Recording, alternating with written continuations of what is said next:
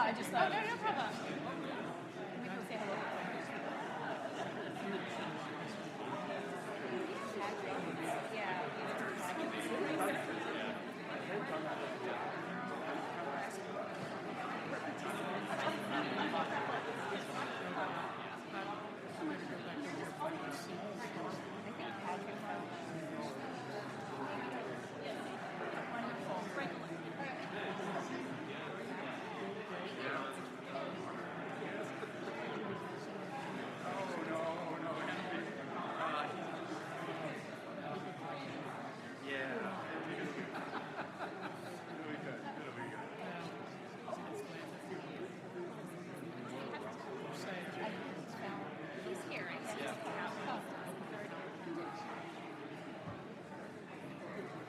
Amanda, I saved down a spot.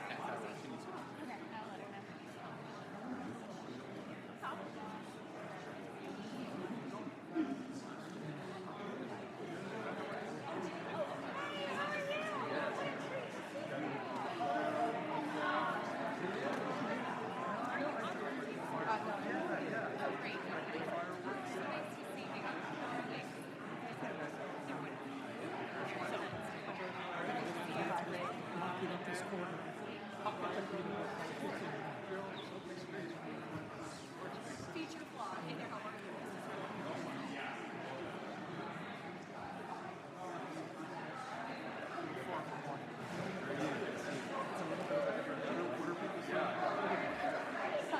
Hey there. International paper. Hey, How are Julie. you? Good to see you. In our box in the district and Plant City. Absolutely. Yeah, in Florida. So, thanks for everything you do. Oh my God. Wait, Thank you for being in the district. I'm sorry. I have a number of folks that I know. You guys are all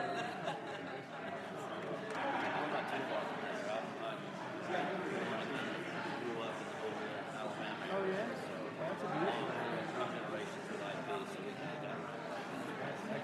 I live in Tallahassee. Did you? I went there, yeah. Beautiful area. Well, I went to Florida State. Did you? Yeah. What's your team? Yeah. No. That's good. You're Bama, I guess.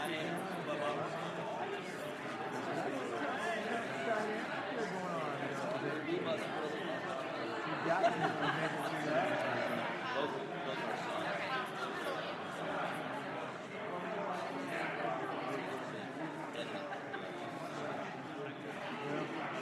Good days, good years, good decade for you guys. I'm in Texas Aggie, so I'm trying to shift that. Right? We haven't been successful once, you know, but yeah, that's true. Step one. That's right. So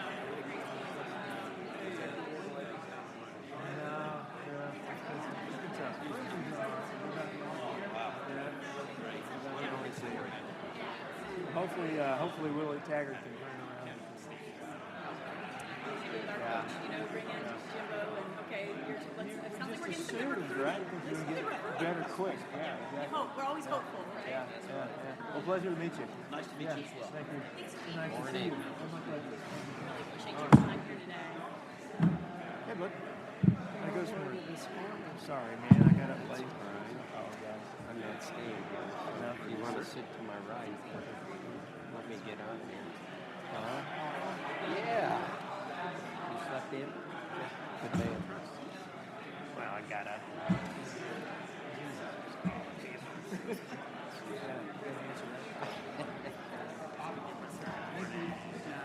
All right.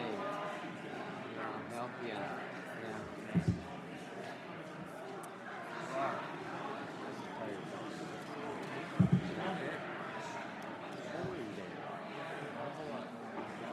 How you gonna vote on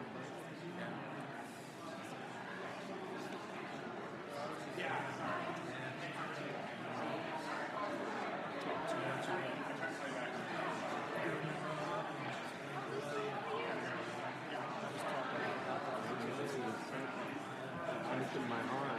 Yeah. I saw saw you over there, and I was like, this is over there. It's so far. And then I go to stop. Can I make it? So then when I saw you were coming over. So the one thing we learned from my expert son is with this wind bridge, the question is how scalable and how Could you fill in for me on the ranking side? Because I'm not sure. You're going to leave too? Okay. I would love to, but I was going to leave after the all. Yeah, that's kind of my deal. I'm got three things going on right now. Hey, three things going on right now. It's gonna be long. Oh, same here. Same here. I think they probably really know what to say. Yeah. Okay. I'll see. Can you do it? You want to rank? Here first? Sure. Okay. Let me tell them. So I was like, I'm going the next one. Congressman, hey, Bobby Frederick, National Grain and Feed. My boss is How are testifying you? Congressman, Today. I'm Randy Gordon with National Grain and Feed Association. Good How to are meet you Nice guys. to meet you. Good, yeah. We have a good officer in our association, Joanne Briette from Demeter, is who you probably may know, is with in Fowler, Indiana. But she's Okay. Well, I was just talking to my buddy up from Fowler, Indiana. Okay, He's okay. got a number of. He has some terminals in Lafayette and hell, I forget the other place. I asked him what I was supposed to think about today. Yeah. Okay.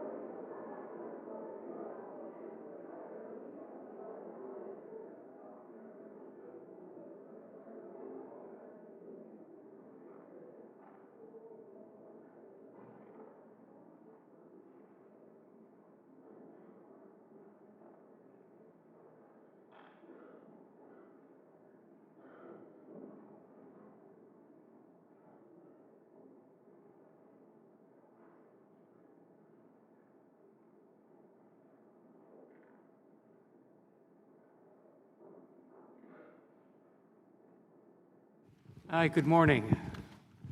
I don't need to be that close. I guess I don't need to bang this gavel. Everyone, I can't believe everyone quieted down so nicely, and I thought it was going to take a while to get everyone settled down. It's great to see a big crowd here today. It's the maybe last day that we're in session until our August recess. I have my fingers crossed that that's going to be the case.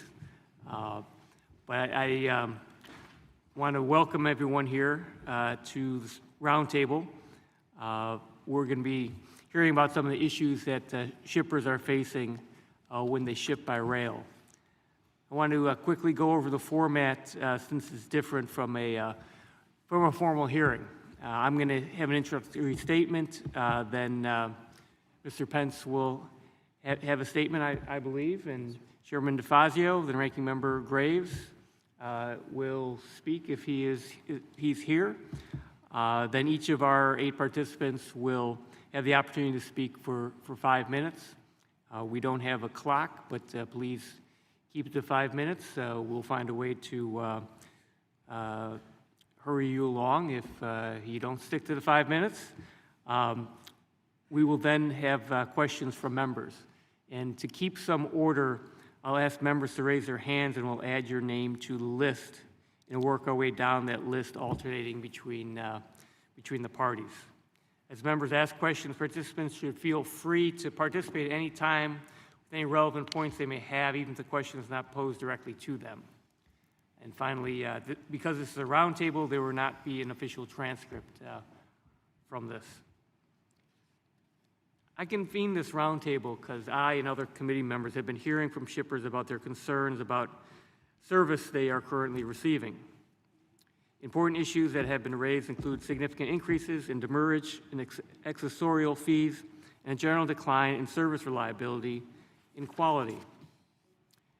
These increases have raised concerns among shippers that demurrage and accessorial fees, I'm going to have trouble with that the whole time, are now becoming a revenue raiser for railroads rather than just fees to encourage the best shipping practices. For those not familiar with the term, demurrage charges are fees railroads can assess when a shipper detains rail cars beyond the time permitted for loading and unloading rail cars. Demurrage charges are intended to promote efficient use of rail resources. Shippers and railroads may enter into contracts pertaining to demurrage, or, in the absence of such contracts, demurrage is governed according to the railroad's demurrage tariff. I'm sure we'll hear more about this issue from our shippers here today. Railroads also may assess shippers' accessorial charges. According to the Surface Transportation Board, accessorial charges are generally understood to include charges for extra services other than transporting a shipment from an origin to a destination and demurrage charges. Accessorial charges cover practices like diverting a shipment in transit to a different destination, ordering a rail car but not filling it, weighing a rail car, special train or additional switching services, or releasing a rail car with incomplete or incorrect shipping instructions. In May of this year, the STB held a 2-day hearing to receive information from railroads, shippers, receivers, third-party logistic providers, and other interested parties about their recent experiences.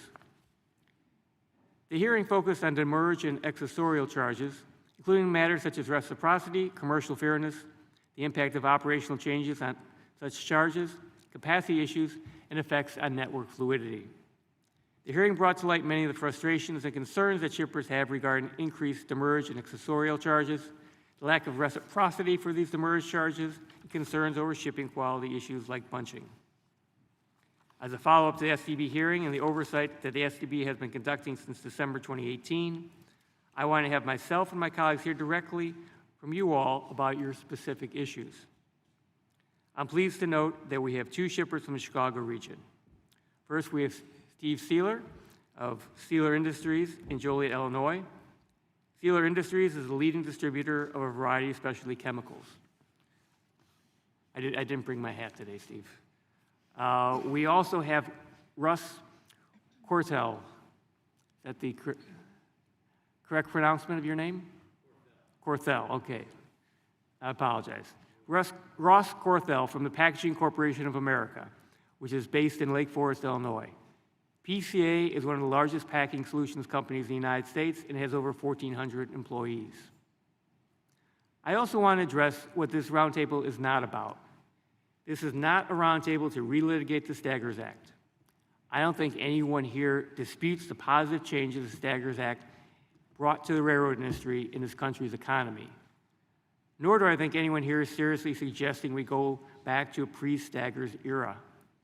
However, the railroad industry has changed a lot since 1980, especially in the past 5 years, and this roundtable is timely to discuss some of the recent changes that have occurred in the industry and concerns about those changes that the shipper community has raised.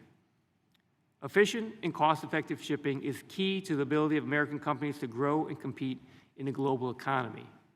I look forward to today's discussion among our participants, and I thank you all for being here. And with that, I will turn to Mr. Pence for any remarks he may have. Thank you, Chairman Lipinski. Welcome, everybody, here today. We all look forward to a free-flowing discussion on the challenges facing railroad shippers. Farmers and businesses across my state depend on the nation's freight railroads to safely transport their goods throughout the country and the world. With future freight demand projecting to grow, the critical investments made by the railroads in their people and their infrastructure will help ensure a safe and efficient system on all our goods. We want to ensure our rail network is efficient while meeting the needs of shippers to keep our nation competitive globally. I look forward to our discussion and appreciate you all being here today. Thank you, Mr. Pence. Now I will yield to Mr. DeFazio. Chairman DeFazio. Thank you, Mr. Chairman. I'm particularly interested in hearing from shippers today because I'm very concerned about the legacy of the now departed Hunter Harrison and what he did to CSX with precision scheduled railroading and what now is being adopted by Union Pacific. And I have grave concerns. I've been here long enough to have lived through the UP-SP merger. I actually went to the STB one year to testify about all the incredible disruptions that just happened to be.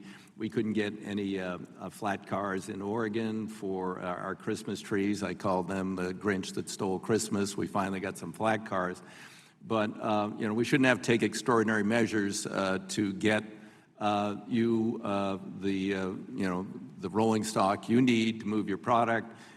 You shouldn't be the ones who are getting stuck with, the railroad saying, well, wait a minute, that car sat there for 24 hours. There's an extra fee for that. Well, yeah, except you didn't tell me when you were going to deliver it.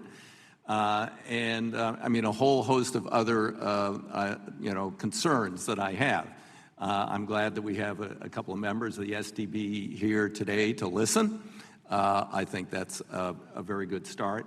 But I think this is going to require some. I have a UP now running trains up to 3 miles long. When we asked the administrator, Mr. Britori, it's so he wants to go to one-person crew, and we said, well, how long is it going to take if there's a problem with the brake on the next to last car on the train? How long is it going to take the engineer to get there? He said, oh, I don't know, an hour. So we're just blocking an intersection or wherever the train is stopped, 3 miles long. This is of tremendous concern. I do not want the vultures on Wall Street destroying the precious asset that is rail transportation in the United States of America, the best, most efficient, most network of that's actually the envy of much of the world. And we shouldn't let a bunch of jerks on Wall Street who are just trying to increase short-term profitability ruin it. So I'm hopefully we'll hear some ideas and solutions here today or needed actions. Thank you. Thank you, Chairman DeFazio. Joining us today, we have Mike Amick, Senior Vice President for Paper of the Americas, International Paper. Josh Edsel, Vice President, Kinder Morgan Terminals. Randy Gordon, President and CEO, National Grain and Feed Association. Ross Corthell, Vice President, Transportation, Packaging Corporation of America. He's also appearing on behalf of the National Industrial Transportation League. Mike Lacey, CEO of Solvay, also appearing on behalf of the American Chemistry Council. Steve Sealer, CEO of Sealer Industries. Emily Regis, Fuels Resource Administrator, Arizona Electric Power Cooperative, also appearing on behalf of the Freight Rail Customer Alliance. And Gerard McCullough, Associate Professor in the Department of Applied Economics at the University of Minnesota. So I'll now turn it over to Mr. Amick for his 5-minute opening statement.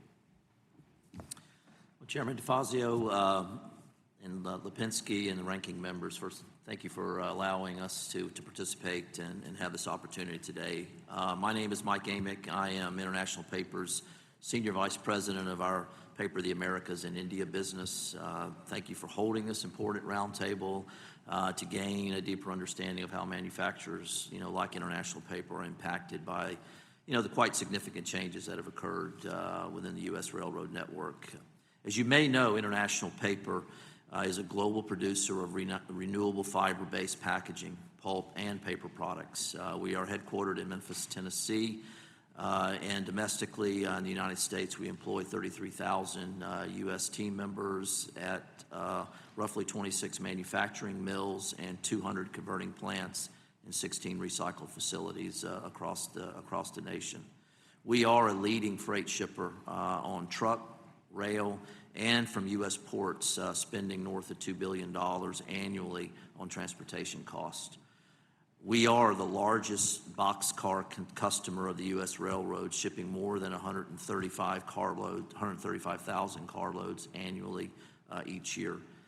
IP is served by every Class 1 railroad and many short lines. So when we say we're kind of committed to kind of working this out and working with them, we are quite serious about this because they are a very meaningful part of our supply chain and an important part of our service to our customers. It also means that when we have breakdowns in the system, we feel the impacts on a pretty large scale. I've been with International Paper for 29 years, and my day job is running a global business for our company. Felt that it was certainly important to be here today because the rail challenges that we face are significant, and some of them have been articulated here already. And as one of many U.S. industrial companies, we need the U.S. railroads to continue to support us. At our mills, we rely heavily on rail for both inbound and outbound materials. Inbound, such as chips, recovered fiber, and chemicals, and certainly outbound would be for the production of either work in process or finished goods that go to our customers. More than 50% of our mills outbound tonnage is shipped by rail. And 60% of those mills are captive to one Class 1 carrier and provider. And so we have very limited options when we have interruptions in our system. The railroads are a strategic supply partner. We certainly need and expect them to be reliable and to move our products to satisfy our customers and support our domestic and global competitiveness. But over the past 3 decades, we've certainly seen significant changes and consolidation within the rail system.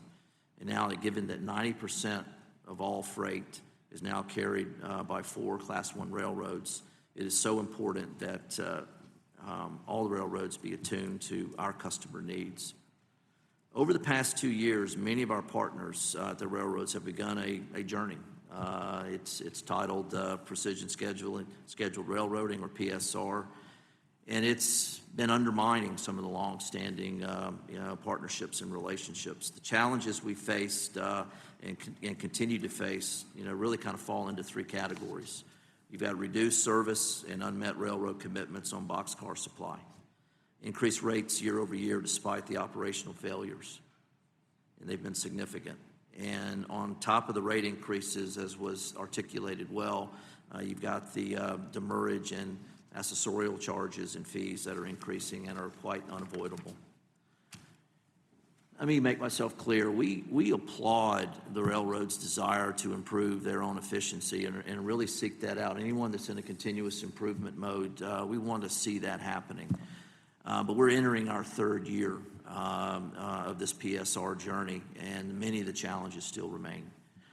IP is a company who strives to think about our customers at every turn and exceed their expectations. For our business, like the railroads, where a large part of their mission is to serve customers, a combination of poor service and rising costs over the last few years is not only unacceptable, it falls in the category of unimaginable. In the competitive marketplace that we're in, customers that aren't well served would never tolerate poor service and high prices and would take their business to a competitor. Because we have the limited options that I described earlier, we're caught a little bit between a rock and a hard place. Beyond the service issues that hurt our commercial reputation and add to our costs, the addition of fees charged by the railroads, called demurrage, has been very significant. Since the adoption of PSR, IP has seen our demurrage more than double to over $7 million. One of the facilities that I manage, that number has gone up 39 times. It gets very difficult, as you can appreciate, to pass those kind of costs along, and typically we have to absorb them. For example, the railroads might deliver our cars on time to a nearby yard, but they cannot switch the cars to come to our mill due to reduced schedule at the yard. So the cars are close enough to touch, but we can't really reach them or access them. And in the meantime, our 24/7 mills continue churning out product, which you can imagine can create some real bottlenecks, particularly if a mill is designed where you basically offload the line live. Most mills do not have huge access to warehousing on site to allow for significant shortfalls in that area. I would like to say that we are pleased that the Surface Transportation Board is very highly engaged, and we've seen recent activity on demurrage and whether certain obsolete commodity exemptions should be and might be revoked in an ex parte 704. Today, non-exempt commodities can engage with the STB for fair hearing on rail rate or service issues and have the opportunity to fully engage with the STB to drive toward a resolution when challenges arrive.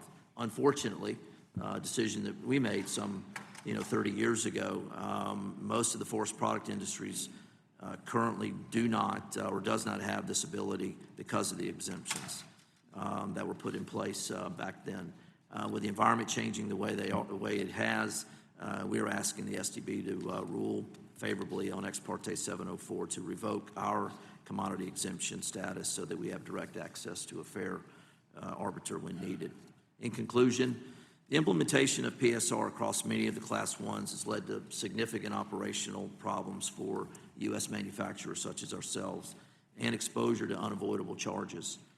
The railroad's journey to drive lower operating ratios while increasing rates and fees has become cumbersome and expensive, and shippers like ourselves are left with limited to actually zero options in many cases to move their product to their customers. So again, I want to reiterate my thanks for holding today's roundtable on this critically important topic and for inviting International Paper and myself to attend.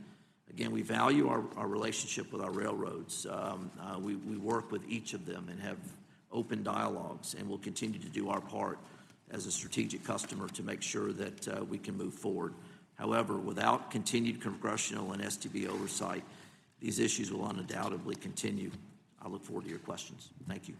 Thank you, Mr. Amick.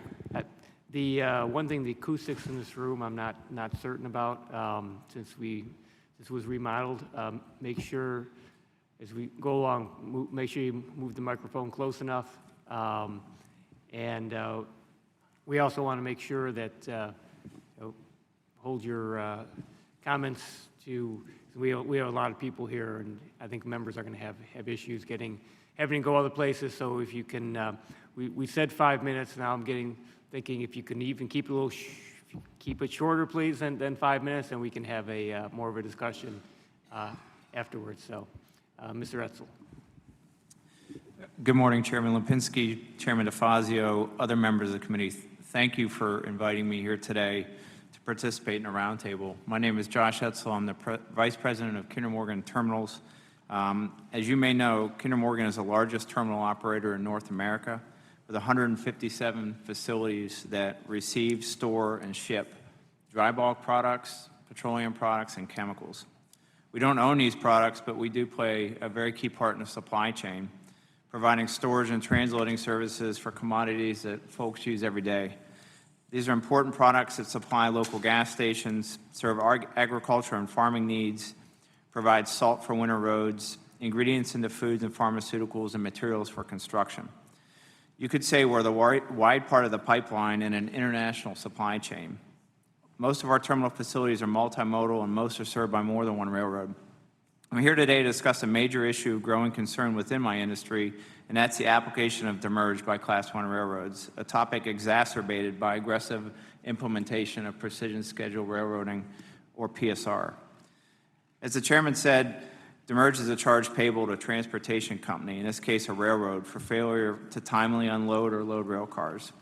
Kinder Morgan doesn't argue or contest the purpose or concept of demurrage to incentivize efficiency and fluid usage of the networks.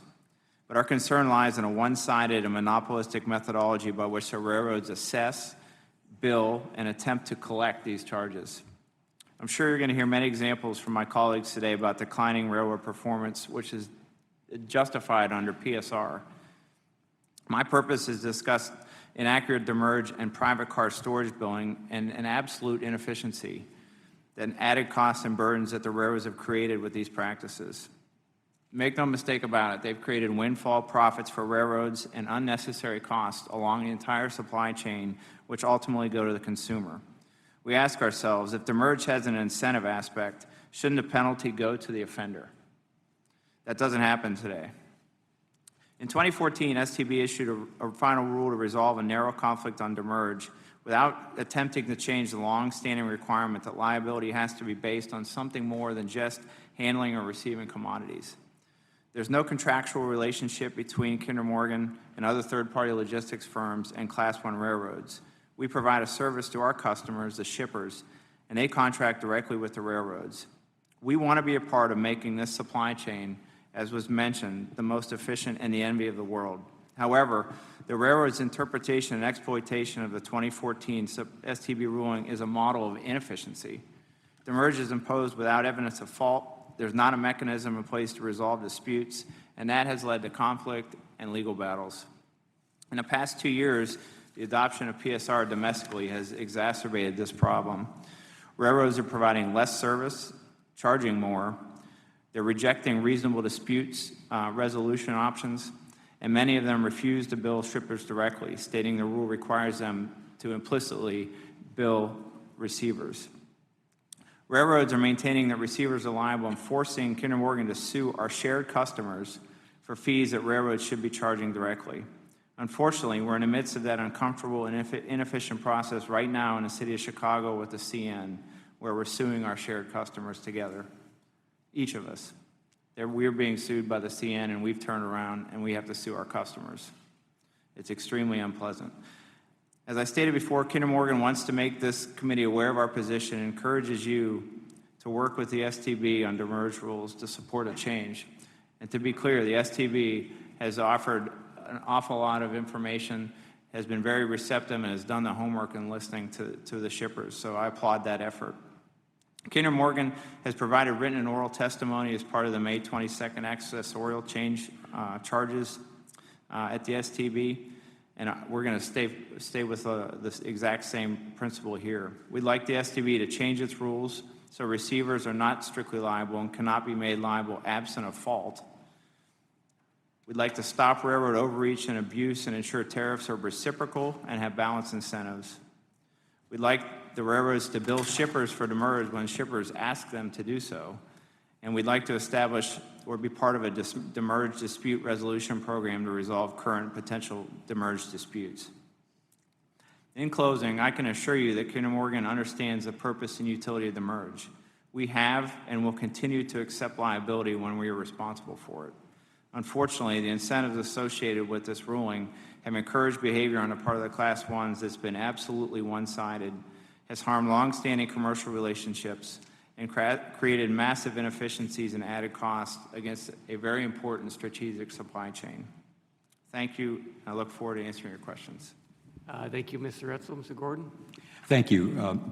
And we join in thanking this, the leadership of this committee and their staffs for organizing this roundtable and providing this opportunity.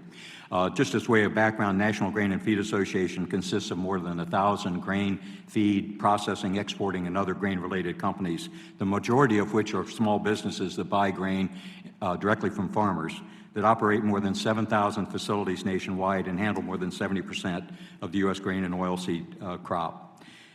Rail is obviously very important to the ag marketplace, with about 25% of grains and oilseeds now moving by rail, but that's down from 50% at the time the Staggers Rail Act was enacted in 1980.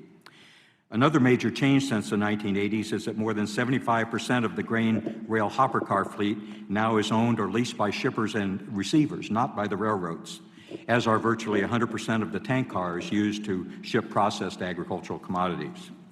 Most of the freight costs obviously are passed back to the farmer in the price paid for grain, given the highly competitive marketplace in which the grain industry operates. Ag shipments are different from other commodities as well for a number of reasons. Obviously, we deal with weather variability, grain quality attributes that can change from year to year, and trade aberrations, which all create different supply-demand pools, often within a single crop season. That results in somewhat unpredictable shipping patterns, with single facilities shipping to multiple destinations. NGFA's strong preference is to try to resolve rail customer issues through private sector means, rather than through government regulations or mandates whenever possible. In this vein, we established a unique rail arbitration system in 1998 in partnership with the Association of American Railroads, through which the Class I railroads and several short lines participated. This is an accessible, cost-effective forum for resolving certain types of disputes, including the application of demurrage rules, but not their fairness and commercial fairness and reciprocity, and disputes involving bills of lading, such as loss and damage claims. But importantly, the carriers refuse to arbitrate disputes on freight rates or the fairness of demurrage or accessorial tariffs. Many ag shippers really believe now that we're at a tipping point on the extent to which they can rely on cost-effective, competitive rail service. Let me touch on a few reasons why. First, there is limited competition, as has been alluded to, with duopolies existing in the East and the West. 4 major carriers now handle 80% of the grain and oilseed traffic in this country. Many landlocked agricultural facilities are captive to a single carrier. Second is the adoption of PSR by 6 of the 7 Class I railroads. The NGFA recognizes the need for carriers to earn sufficient revenues to invest in their networks, cover capital costs, and to obtain reasonable profits. But PSR also, for our sector, involves driving operating ratios, the costs actually spent in running the railroad, to perhaps unsustainably low levels to impress Wall Street investors and reward shareholders, as Chairman DeFazio has already alluded to, often at the expense of customer service. Some have said PSR means doing less with less. For our sector, PSR has resulted in increasingly arbitrary, abrupt, and disruptive changes to operating plans and service schedules, often negating tens of millions of dollars in rail customers' investments in their facilities, track space, and other infrastructure that the railroads insisted that they make in order to continue to have rail service. Crews and customer service personnel also are being slashed. There now also is very little or no surge capacity in the rail industry to meet upticks in demand for rail service. Let me touch finally on 3 policy priorities for our organizations. Given this new environment that PSR has brought upon us, I think our members are questioning whether we really need to take another look at what the common carrier obligation of railroads means in this new environment. We think there is a need to clarify when the railroad's common carrier obligation really means. This was alluded to in the National Academy of Sciences Transportation Research Board's 2015 study that found common carrier obligation is poorly defined. And I'm quoting from the report now. Absent clear service standards, shippers contend that a railroad has no reason to maintain a consistent common carrier service, and that consequently it will unilaterally revise service terms and conditions. That's exactly what we're seeing in this environment. Second, for us, is the demurrage and accessorial charge issue that's been alluded to already. We thank the STB for its leadership in really being proactive in spotlighting this issue and for conducting its May hearing, and particularly commend Chairman Begeman for initiating information and data requests of the Class I railroads. We too are concerned that the railroads are increasingly using demurrage and accessorial charges as revenue generators. They earned $1.43 billion in 2018 alone through this mechanism. Let me touch on just a couple of egregious practices in our view in the demurrage arena. Some railroads fail to place cars at the actual grain facility, but then do charge demurrage anyway. And there also are problems in loading cars and pulling trains. Mr. Finally, Gordon, if you can wrap up. I'll do it. Finally, we do think it's time for the STB to, as it's pledged to do, to look at its rail challenge methodology for challenging unreasonable rail rates. We're pleased that the STB has initiated a rate reform task force and will be proceeding to take a look at those recommendations. Thanks for your time. Thank you, Mr. Gordon. All right, Mr. Corthell, and I'm gonna start just because so we can make sure we can get through. When we get to 4 minutes, I'm gonna start tapping the gavel if you wrap up. Thank you very much. Good morning, and thank you, Chairman Lipinski, Mr. Pence, Chairman DeFazio, and members of the Subcommittee on Railroads, Pipelines, and Hazardous Materials. And thank you also to your respective staff, who we know work very hard every day to make government work for our citizens. We appreciate you taking the time to engage your constituency on the important issues facing rail, freight, shippers, and the issues and many of my colleagues have already addressed those. I promise to keep my comments very brief. My name is Ross Corthell. I'm Vice President of Transportation for Packaging Corporation of America, also known as PCA. I also serve as the Rail Committee Chairman and Board Director for the National Industrial Transportation League, also known as NIT League. And I'm a Board Director for the National Freight Transportation Association. I have 26 years of experience in transportation and supply chain, and these remarks are in my roles at both PCA as well as NIT League. PCA is the third largest producer of containerboard in the United States and the third largest producer of uncoated free sheet in North America based on production capacity. PCA's white paper business operates under the trade name Boise Paper, a division of Packaging Corporation of America. PCA is headquartered in Lake Forest, Illinois, and nationwide, Chairman, has 15,000 employees, operates primarily in the United States. PCA has 6 containerboard mills, also known as brown paper mills, and 2 white paper mills, and all of our paper mills are served by rail, and we deal with all of the Class I railroads.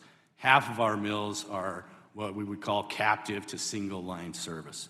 Rail transportation is utilized by PCA's mills to transport large paper rolls from mills to converting facilities, as well as distribution centers. Approximately 60% of these paper rolls are transported via rail.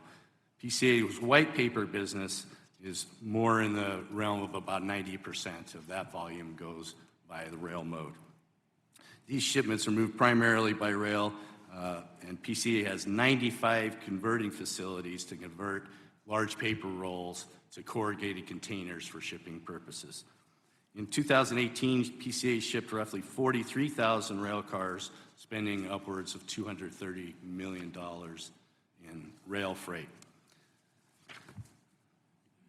As noted above, I serve as the rail chair for the National Industrial Transportation League. NIT League was founded in 1907 and has acted as the voice of shipper ever since.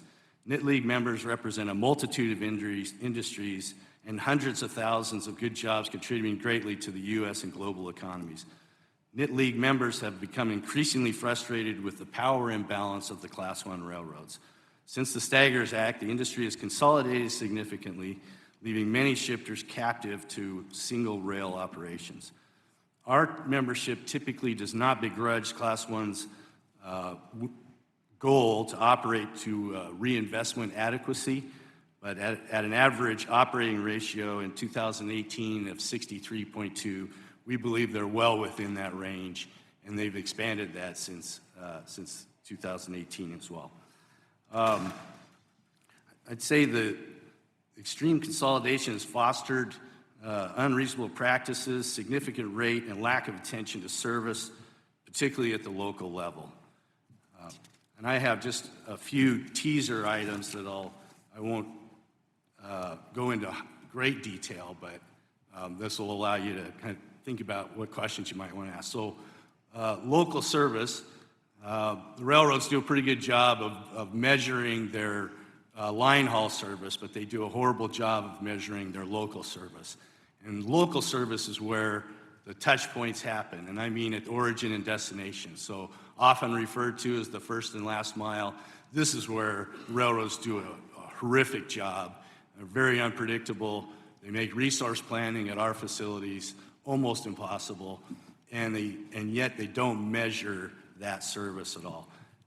And I would say precision scheduled railroading is anything but precise at origin and destination. Other issues would be boxcar investment. We're a large boxcar user, as Mike mentioned as well. The rate of investment in boxcars is reaching critical levels, and we're very, very concerned about that. Demurrage and accessorials, I won't go into it. My colleagues here have done a good job of articulating that. Competitive switching is on the table for us. The commodity exemption, as Mike mentioned, is hurting forest products companies. And overall, the root cause of all of these issues are the extreme power imbalance that we're seeing in the market. So with that, I'll hold my comments and Thank you. welcome questions, and thank you again. Thank you, Mr. Carthel. Mr. Lacy. Thank you, Mr. Chairman. I appreciate the fact that you could cut me short as quickly as you want. I won't have any problem with that at all. So I'll try to clean up these remarks and make them as quickly as possible.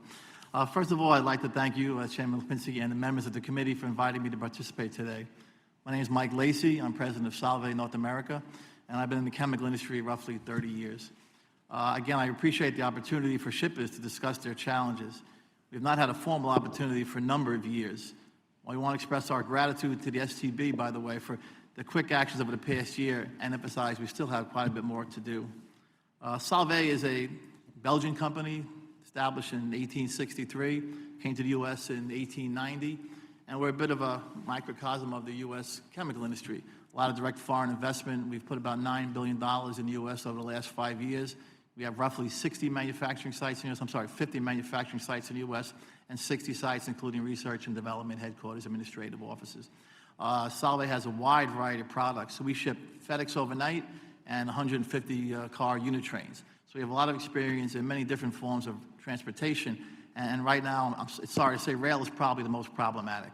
So we have good experience in just about air transport, like I said, FedEx overnight, right down to the unit trains, and the rails seem to be providing right now the biggest issues for us. Moving on to the greater vision of the chemical industry, there's no place in the world right now better suited for chemical investment than the United States. There's no place in the world to manufacture chemicals better than the United States right now. A lot of that is a result of the shale gas revolution. A lot of that's a result of the infrastructure that exists here now and the structures in place, the legal structure particularly. So we have a great opportunity now here to see the U.S. economy grow substantially through chemical investment. And right now, there's about over 300 projects worth a little bit over $200 billion in place right now in the United States. About 50% of those are already completed or in the process of being completed. And maybe 30, 40 more percent are on the planning stages. That type of investment, that creates about $292 billion of new business, new trade, and according to the ACC, about 786,000 jobs. So it's important for me to make that point. The chemical industry in the U.S. is a growth story, and it's an export story. Just like Solvay, we're a net exporter. Most of the chemical industry is a net exporter. This is very important. And most of those exports go on rail cars to the ports and terminals and then serve the foreign markets. So we are extremely competitive in the U.S. on the chemical side once we get it outside the country. The issue is getting it to the ports and terminals to get it outside the country. And that's again, it's a very positive story, don't misunderstand that, but in order to continue that, we need the partnership with the rails. There's no need to go into the issues we have on operations and how the rails have changed. And my point always has been, this needs to be a partnership, and it seems to be missing. Look, the railroads operate in the frame they're allowed to operate in, and they'd be foolish not to. So right now, that frame tends to be a bit monopolistic. They've been allowed to aggressively combine, and we've left with 4 major Class 1 railroads that control over 90% of the freight in the country. So unless the system changes, unless conflict resolution changes within the STB, the system is not going to change. And to be particularly honest, in my business, my customers are my primary concern. The customers. In the rail industry, the customers are not the primary concern. Actually, you're the primary concern. The federal government's the primary concern. And what they want to do to keep the system that's in place exactly the way it is now.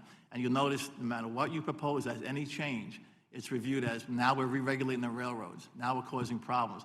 That's not the answer. I have no intention, and someone made the comment, I believe with you, Chairman, we don't want to go back to the pre-Staggers day. I could not agree more. That's not what I want to see. That's not what the industry wants. We want to see a very strong rail industry. We want to see a very active rail industry. We want to see innovative rail industry. And I'm afraid the structure in place now does not promote that. And again, no one wants to deal with a vendor that's going bankrupt. No one wants to deal with a vendor that's weak and can't supply you. That's not what we're looking for. We're looking for a fair play. We want to level the playing field, and that's not what we have right now. As you can imagine, I've gone off my talking points. I'm trying to find out where I belong. But basically for us, and I do appreciate more than anything else, the recent legislation and reform, the STB, bringing it to full, having the people in place, the three chairmen is really something very important. We've tried to work over the years, but very difficult with the reduced staff there. So the things that we find very concerned right now is the alternative rate review methodologies. It's hard for me to imagine a reasonable person looking at that process and saying, that's a very well-designed process for conflict resolution. That's something that'll get you at point A to B very well, very efficiently at low cost. That's not what we see. And I've never seen anyone actually present an argument to me why that would be considered a good process. Competitive switching, you know all about that. And oversight of precision scheduled railroad, that's already been mentioned. Secondary, and this will wrap it up to try to make it quickly. About 10 seconds. DOT, I'm sorry, sir? Make it real quick.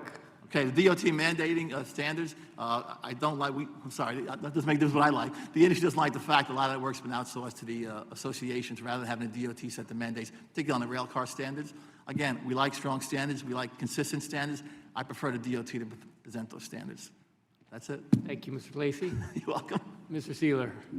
Good morning. I'm Steve Sealer, CEO of Sealer Industries. I'd like to thank Congressman Lipinski for the invitation and being here for us as we continue to try to grow our company. Sealer Industries is also a member of the National Association of Chemical Distributors. We're a family business that was started in the basement of my family home by my father a little over 40 years ago. As the company started to grow, we acquired a couple abandoned parcels of industrial property in Joliet, Illinois. We started our adventure in Joliet with only 4 employees. Today, Sealer is responsible for the livelihood. Mr. Chairman, Dan, why don't we recommend he turn off his mic and try it without the mic?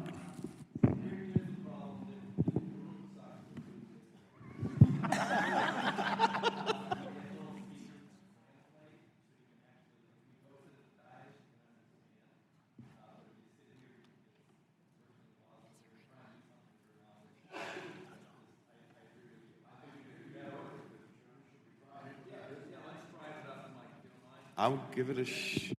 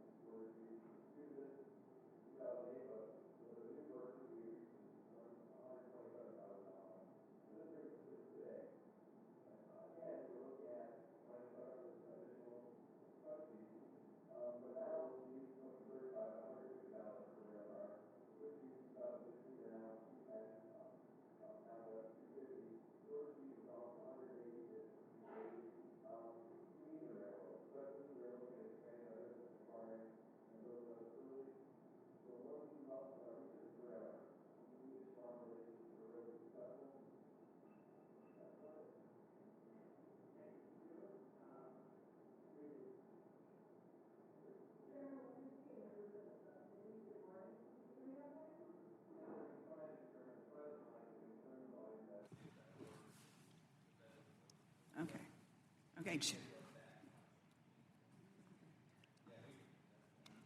Chairman Lipinski and members of the subcommittee, good morning. Thank you for this roundtable and the opportunity to speak with you.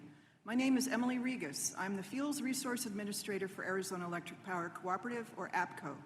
APCO is a nonprofit rural electric generation and transmission or wholesale cooperative in southeastern Arizona.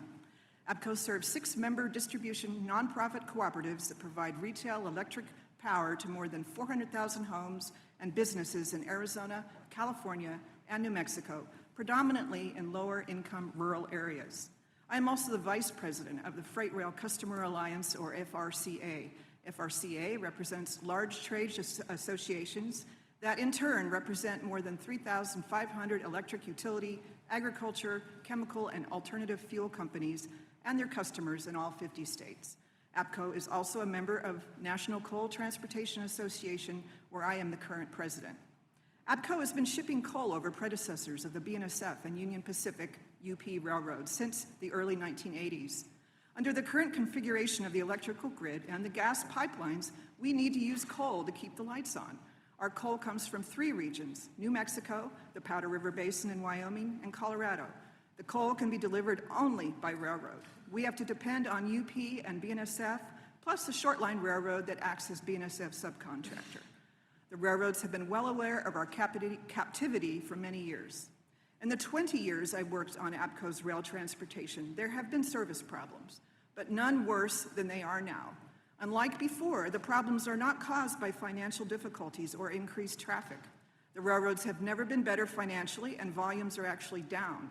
Weather also does not explain the problems, as they started before and continued after the weather challenges. Instead, the key change is that nearly all of the Class I railroads have adopted so-called precision scheduled railroading, or PSR. They may claim that PSR improves service, but our experience, and that of many other shippers, has been the opposite. Let me give a few examples. Our New Mexico trains typically take 3 to 4 days round trip to move to our power plant. Recently, they've taken 8 days or more, over double. Delay on the empty return movements has been even worse because the different carriers alter the number and location of locomotives on our trains. We have seen numerous delays recently due to insufficient locomotive power, incorrect configuration of power, faulty power, lack of crews, and ongoing poor communication between the railroads. The lack of locomotives means the trains cannot be loaded at the mine and can end up sitting at our plant, at interchange, or the mine for days. PSR also imposes additional and increased charges for railcar demurrage and accessorial charges. These charges are supposed to incentivize shippers to do our part to minimize train delays, but they do not work that way in practice. For example, in April, we needed to send our railcars to the shop for routine maintenance. The railcars needed to be completely emptied of coal at our plant before going to the shop. We asked UP to run our cars through our dumper a second time, and were willing to pay UP's higher charge, but UP refused. The cars left our plant with carry-back coal, meaning we didn't get some coal we already paid for. UP had to haul more weight on a supposedly empty move, and APCO was at risk for additional charges from the repair shop for having the shop empty and dispose of the coal. It got worse. Our cars arrived at the shop, and the shop later notified us that the cars would be ready on April 26. We arranged for the mine to load the cars at the end of April and obtained a train slot from UP for that purpose. But UP did not pick up our cars until May 7th, 11 days after they were available. 11 days. So our cars sat unused, the shop had to provide space for them, and we had to deal with the mine for the loading delay. Under PSR, shippers and their partners face multiple penalties and charges for not handling a train promptly when it arrives. But UP did not face any penalty or provide any compensation when our rail cars sat. There is no reciprocity. In other words, PSR lowers costs and operating ratios for the railroads and increases returns for their stockholders and bonuses for their management. But it means worse service, higher costs, and cost shifting for customers. Customers appreciate the Surface Transportation Board's attention to the matter in the 2-day oversight hearing it convened in May on demurrage and accessorial charges. The Board's Office of Rail Customer Assistance has also been particularly helpful. The railroads did not need board authority to adopt PSR, and the board has not imposed any fines or penalties on the railroads or ordered any compensation for shippers. In contrast, FERC regularly imposes penalties, sometimes in the millions of dollars, when utilities violate reliability service, even if service is unaffected. These issues illustrate the larger problems. The board statements indicate it will be moving forward on the task force recommendations, and we appreciate that. We hope the board will soon act to redress the balance between railroads and shippers. Thank you for the opportunity to speak with you today. Thank you, Ms. Regis. Mr. McCullough. Thank you, Mr. Chairman. My name is Gerard McCullough. I'm an associate professor of applied economics.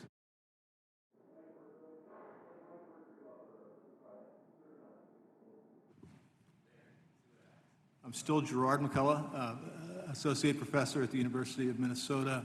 I actually worked at the USDOT from 1977 to 1980 as a special assistant, and that was on the Staggers Rail Act. I wanted to thank the chair and the committee for inviting me to be on a panel of railroad shippers. One of the things I learned in working on Staggers is that to understand the economics of the rail industry, the best thing to do is to understand the economics of the shippers who use railroads. Briefly, I'll say two things, one about the Staggers process and then one about precision scheduled railroading. With respect to the Staggers process, which I'm sure most people here understand and know the details of Staggers, one thing that has not been emphasized is that the thing that actually got Staggers passed was not the railroad representatives or the economists or even DOT experts. It was a committee of railroad shippers, an organized group, and it included the heads of logistics of DuPont, General Motors, General Mills, other companies who worked with this committee step by step and then were able to, on the drafting of the legislation, and then were able to convince the members of Congress that Staggers would work for them. And at the same time, the other part, of course, is that, as has been mentioned, we were facing a real crisis with the industry at that point. So that in 1970, there was the threat that all of service in the Northeast would stop and that service halt would actually extend to the Midwest. And the idea, really, of the Staggers Act then was that the Act would permit carriers and shippers to voluntarily negotiate rates and services, and regulation would just be a fallback in cases where the negotiation didn't work. And again, that the carriers and shippers working together would solve the crisis, so that you didn't need a continuation of Conrail type subsidies to deal with the crisis. Obviously, the Act, I hate to admit it, but it's 40 years old now. The coal rate guidelines, which really specified the rate procedures, are 35 years old. And the number of railroads, Class 1 systems, has gone from 18 in 1980 to 7 now. So it certainly it's understandable that the committee will be thinking again about these procedures, about what do we do about rates and about charges like accessorial fees. Secondly, but again, I think the one thing to say is we don't have a crisis now. There's a tendency then for carriers to go, and shippers to kind of go their own way. Carriers perhaps to have to listen more to Wall Street, shippers then to start talking more to the STB, and it would be not good, I think, if we lose this emphasis on carriers and shippers themselves working together to solve the railroad industry's challenges. Turning briefly to precision scheduled railroading, I'm not an expert on railroad operations. I've studied their economics.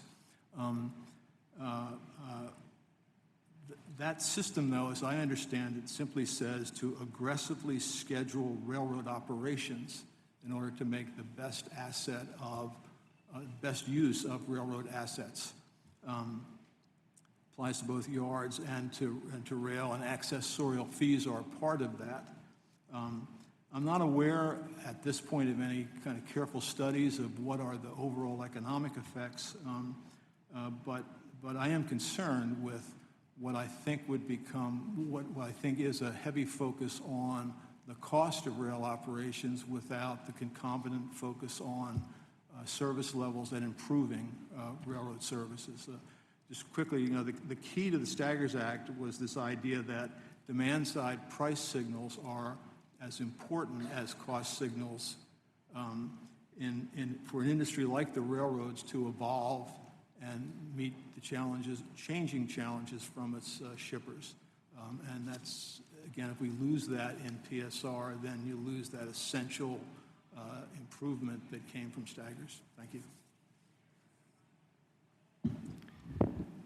Thank you. We will now move on to questions. We'll start, but if I want to remind everyone here, all the members here, if you have a question, please raise your hand. We will get put on a list here. And I'm just going to start by asking the question about, and it's been raised here, I've heard this before, the lack of reciprocity and demurrage. How would that operate if that was going to actually be done? So I don't know who wants to start with that. If Mr. Corthell. Yeah, thank you. Great question. There's a couple of aspects to that. There's those shippers that ship with their own private cars, and then there's those shippers that ship with railroad marked cars. So I'll start off with how it may work and how many of our constituents think it should work in the private car segment.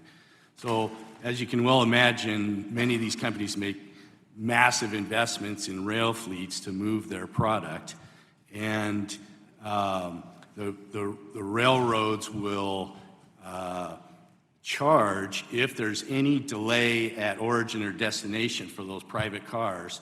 So a private car is not subject to demurrage and detention if it's held on private property. But as soon as it's on the rail line, then it can be subject to demurrage and detention. And so what will happen is the railroads will create a lot of bunching through transit variability, and you'll get large blocks of these private cars that show up at destination, for example, and the plant can't physically take all of the cars that have then been bunched up. And so the railroad will then assess a demurrage charge to those cars. So reciprocity would say, look, if that delay was caused by the railroad, not only should you not charge me for the demurrage of that car, but you should offer a credit because you're delaying my asset en route to my plant. So that's one way that reciprocity would work in terms of the private car aspect. When you're using railroad marked cars, reciprocity can work just in the function of credits toward demurrage that could offset chargeable days. So if there's a lot of transit variability, for example, or variability at the destination, then those service credits should work to offset chargeable days in a railroad marked car. Thank you. I don't know if anyone else has anything to add. You don't feel the need to. It's good. All right. Well, I will just to keep this moving. Mr. Stauber, you. Thank you, Mr. Chair. I just do have a question for Professor McCullen. I do appreciate you coming here, as we talked about, from the great state of Minnesota and University of Minnesota. Thank you. That we're so proud of, and your work on this. Just one of the questions I have is, what do you view as the biggest opportunities ahead to further strengthen our rail network? So I think the biggest opportunity would be for railroads to do more of what they've begun to do, which is to move into higher value commodities. I mean, the basic idea of the rail industry is that it carries a lot of bulk commodities. Over the past 20 years or so, with containers, it's been able to move into moving goods and services that have higher economic values, and that helps spread the cost of the railroad system and the railroad infrastructure. So to the extent that, especially as highways become more congested, that it's more expensive for us to maintain highways, that the extent to which railroads can help in those markets, they will be more profitable, rates to bulk shippers can go down, and the system will work better. There are some challenges, but also I think some opportunities is what I hear you saying. Yeah, exactly, because all of that takes investment. And so then the question is, where does that investment come from? Perfect. Thank you. And I think that, Mr. Chair, I think, is it Mr. Babin? Mr. Babin, or you want to? Okay. Go ahead. Sure. I just have a general question. I've heard from some shippers, and maybe I can direct this to Mr. Lacey, but happy to hear input from everybody else. But I've heard from some shippers that the rate review process is still has many issues. And so can you tell us a little bit about your experience, some of the issues that you or other folks in the chemistry community on behalf of ACC face when bringing rate cases before the board, and also any improvements you might suggest to the rate review process? Oh, I'd be happy to. The current, for those not familiar, the current rate review process, if you haven't got a contract, you have a tariff rate, and you want to move on it, you have to form your own railroad, a paper railroad. So you have to design your own paper railroad, including washing stations for the shift change crews, and then you present this document and proof from your document that your railroad can deliver the service at a lower rate than the existing railroad. I'm not even sure where this takes place in economic theory, who came up with the idea of designing your own railroad to understand whether or not you're being overcharged. So you provide a document that's several hundred pages long using one of the 2 or 3 available law firms in the city of Washington that may actually do that work, and all of them have either worked for the railroads before or are currently working for the railroads. Then you provide this to the STB. Then the entire document can be challenged by the railroads, as you imagine in a process it would be. There's no timing on this process. There are multiple stages, but there's no stage that says this has to be done in 30 days, 90 days, 50 days, 100 days, a million days. So this process can take years. And typically, it's well beyond $5 million. I've heard horror stories of some companies spending $25 million on cases that went over 8 years.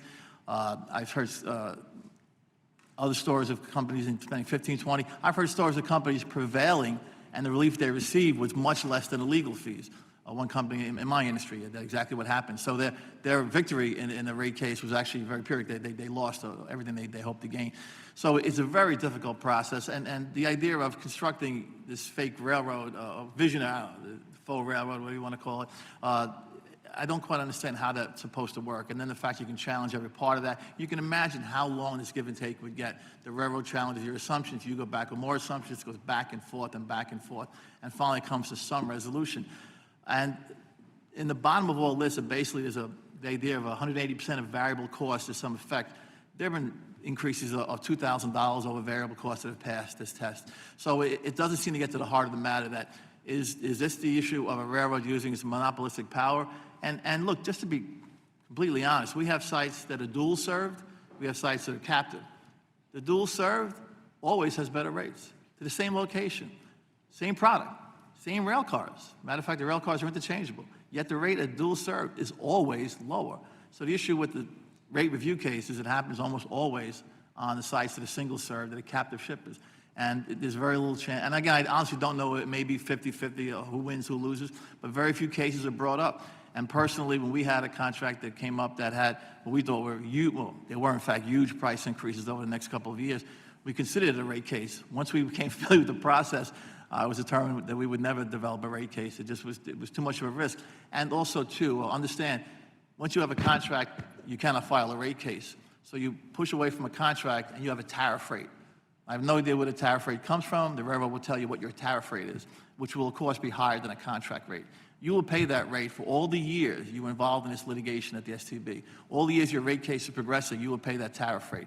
If you're lucky and you prevail, you'll get that back. If you don't, well, now you're at the mercy of the railroad to either form a contract, understanding you've lost your case, understanding your tariff rate has stood up. So you can imagine your contract will very much resemble the tariff rate you suffered with all these years. So the process is very difficult. It takes I tell you, it would have to be an existential problem for us to get involved in a rate case under the current terms and conditions. I might much rather look back at something based on economics, on a fair model that we can all agree to. I don't know anyone in the chemical industry that agrees that this. I've never heard anyone positively speak about this process. Never. So that's one of the few times I can say the chemical industry is unanimous on a subject, and that would be one subject. Thank you. That's helpful. Does anyone else want to weigh in on that? Ms. Fletcher, let me just mention something from the agricultural point of view. There has been one rail rate case filed since Staggers at the STB, and that involved a McCarty Farms BNSF case back in 1980. It took 18 years to resolve it, and the shipper lost. And I think the STB does recognize, and I really commend Chairman Begeman and the board for developing the rate reform task force, which I think has come up with some good ideas and concepts that need to be open for public discussion, and no doubt will be. But we submitted a proposal to the STB back in 2014 on how to simplify the rate challenge process for agricultural shippers, and that has kind of morphed into proceeding on small rail rate cases with lower dollar volumes. But for ag, with these changing markets that I talked about, and the fact that you have changing business customers, a lot of times by the time you file a rate case, that rate and the relief that it could have offered, that customer is no longer there. So it has limited utility in some forms as well. So the need to streamline it, to reduce the time it takes, we suggested using comparison traffic to kind of simplify the process.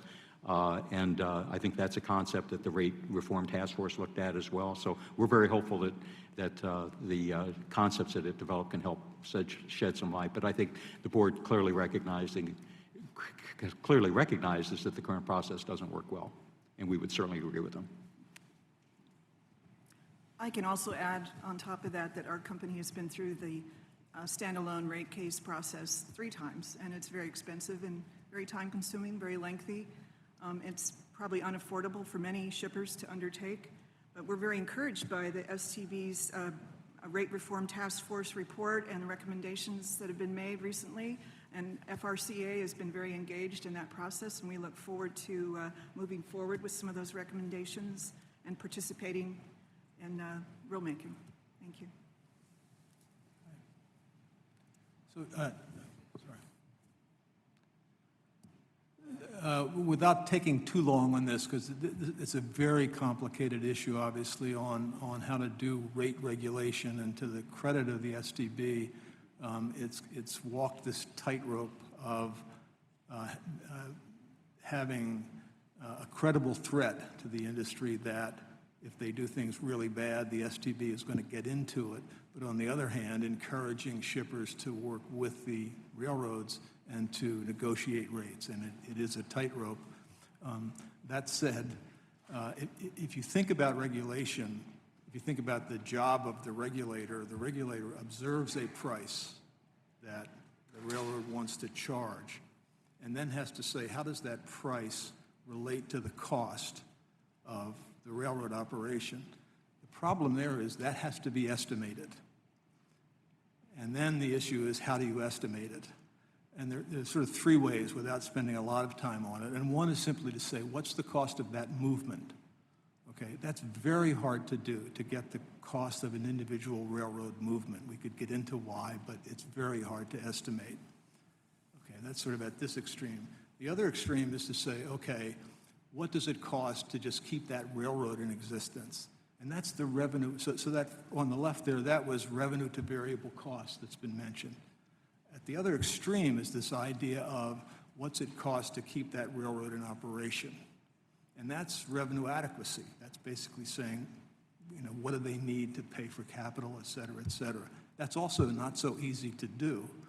And then in the middle is this idea of standalone cost. Now, this is just the concept, and I know that over the years with lots of litigation, it's got very complicated.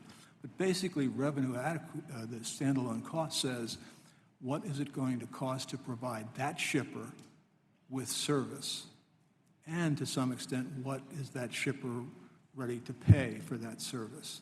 right? So that's kind of in the middle.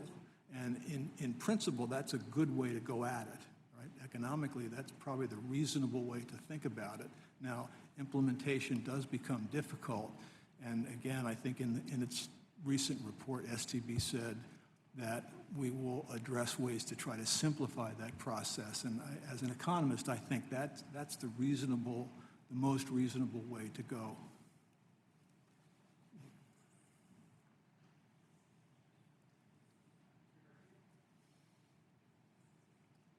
Thank you, Mr. Chairman. Thank all the panelists for coming to this important roundtable. To Mrs. Lacey, Gordon, and Cortell, if you could discuss this question a little bit.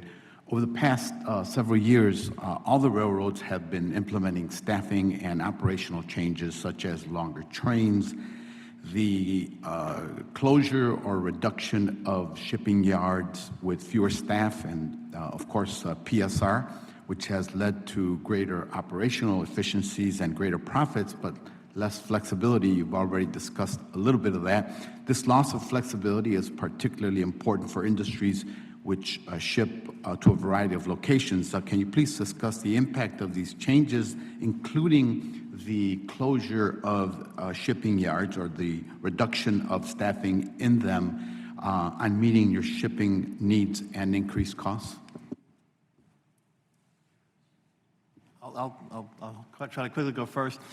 Some of those changes have been positive, particularly longer cars, longer freight trains, and we were very happy to work with them. And I understand what the railroad's trying to accomplish, but the problem is they go at it from their point of view. They don't engage you in the process early. They don't tell you, here's what we're trying to do, here's why we believe it'll work well for you, here's how we could use your help. They come up with their idea of how they're going to change the system, what yards they'll change, what changes they'll make, and then they force that on you. And they say, here's the new rules. And sometimes it's not in your contract. I'm not quite sure how you define that, what's outside the contract, what's in your contract in certain moves.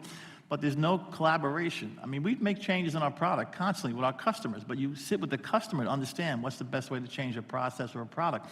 The railroad hasn't taken that route.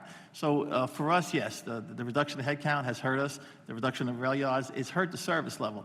I mean, it's one of the few industries where every year the rate continues to increase while the velocity continues to decrease. It's an odd conflation. But yeah, it hasn't overall been a positive experience, but I think it could have been positive, or certainly much more positive, if we were involved in the process early on. And we have the same type of experience in positive train control. They run testing on elements of the railroad without explaining to us beforehand. Then when they have an issue with it, it slows down all the freight, and we find out later on they were running testing. Well, if we knew that, we would have shipped earlier. We would have worked with them to accommodate that idea. So I think a lot of it is a complete lack of any sort of partnership with the shippers. And again, we're not going to oppose every single thing the railroad wants to do, but there are probably some things that will work well for all of us if we knew about it. And that's what the issue is right now. It's sort of a black box for us. We don't understand. Look, I'm not a railroad expert, so what the value, I'm sure there's value there. These aren't foolish people, but they don't do a good job explaining to us why there's value for both of us and how the value can be shared. It's never part of the discussion.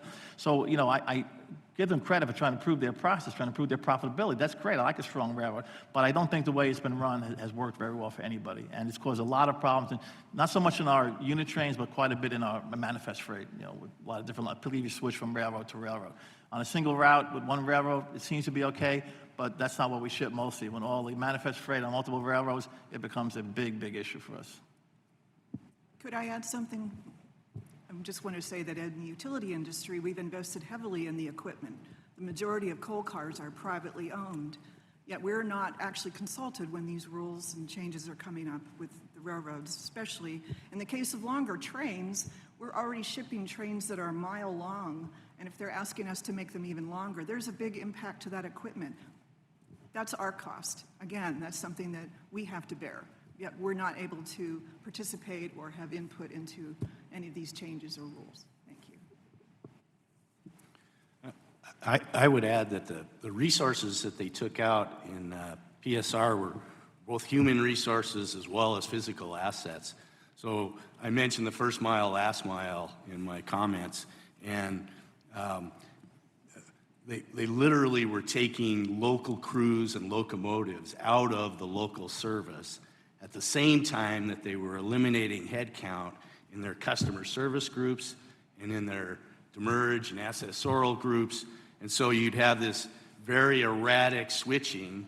And we presented data in the May 22nd accessorial meeting at the STB where the local switching could happen anywhere in a 24-hour window.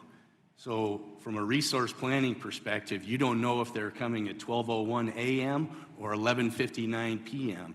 And anywhere in between there is on time according to them. And so you're trying to plan your resources around that kind of variability.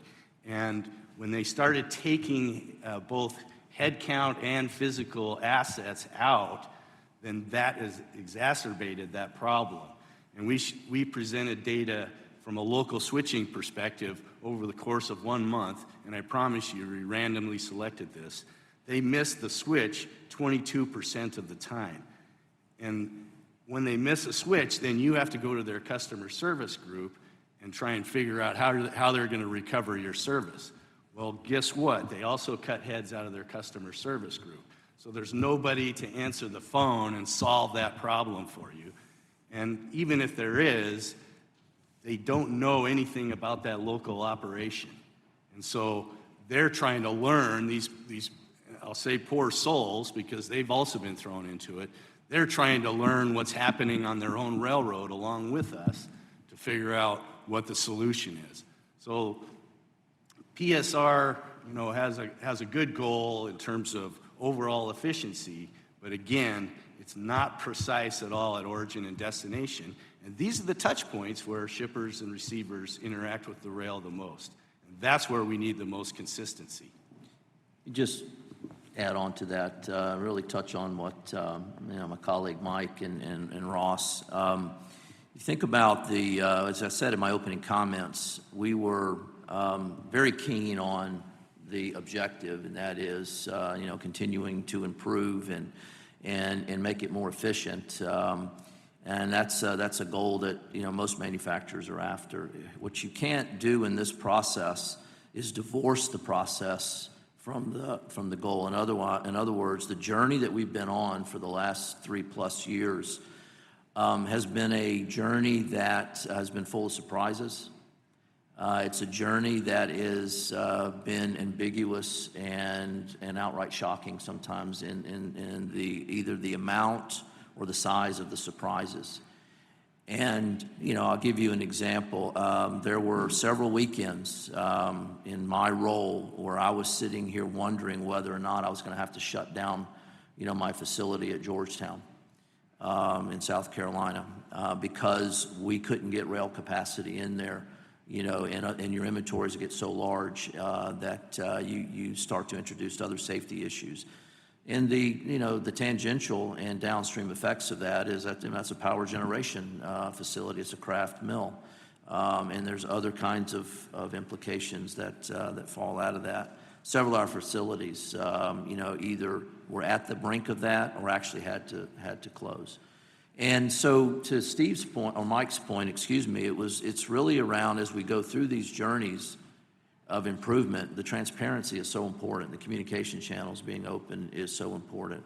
We went through one of these a number of years ago, completely rewired the company from a cash-to-cash standpoint, put in, in different ERP. We understand the magnitude of what's involved here.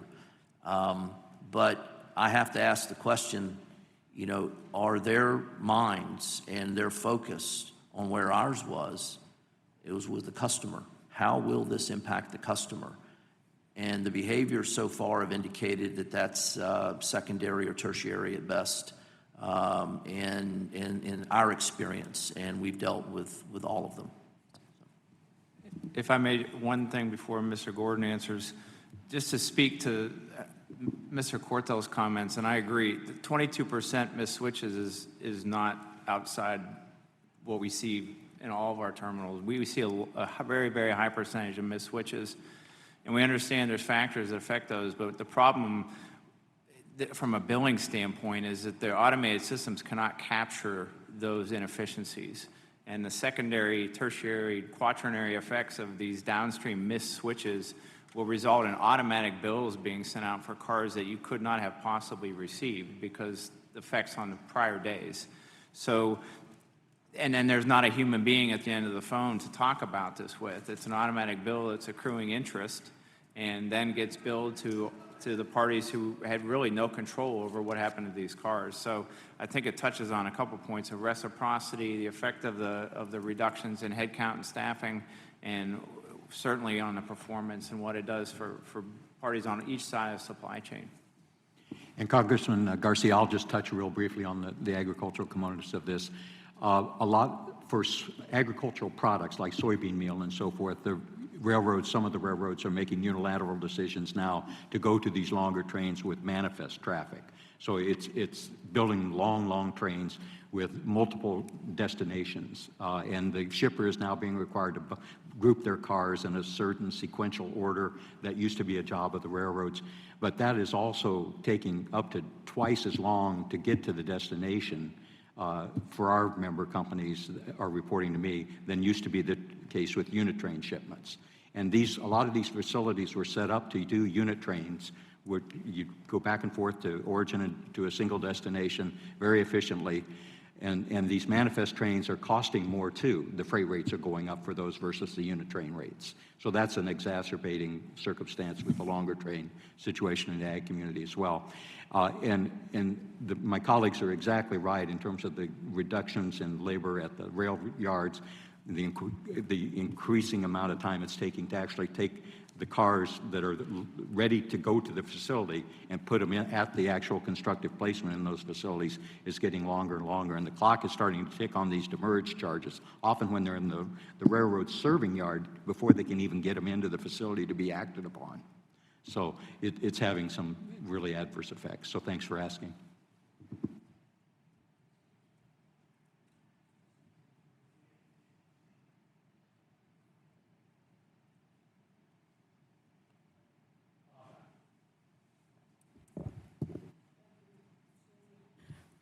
I'm hearing over and over again there are problems with the railroads and the demurrage, but I'm interested to find out from anybody, who do you call?